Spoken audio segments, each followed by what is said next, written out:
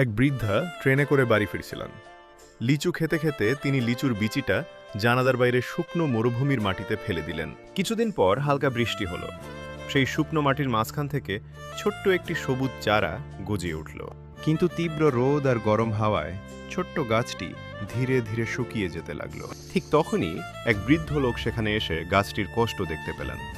তিনি পকেট থেকে সবুজ জাদুর পানি বের করে গাছের গোড়ায় ঢেলে দিলেন। মুহূর্তের মধ্যে গাছটি বড় হতে শুরু করল।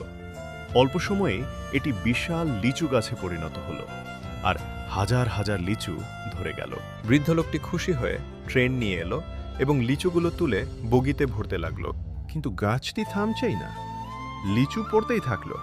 চারপাশ লিচুতে ভরে গেল। বৃদ্ধ লোকটি ভয় পেয়ে গেলেন। ভয়ে তিনি লাল রঙের শুকানো রসুদ গাছের গোড়ায় ঢেলে দিলেন। গাছটি শুকিয়ে যেতে লাগলো, যেন কাঁদছে। তখন তিনি বুঝলেন, প্রকৃতির সাথে লোভ করা মানে তাকে কষ্ট দেওয়া।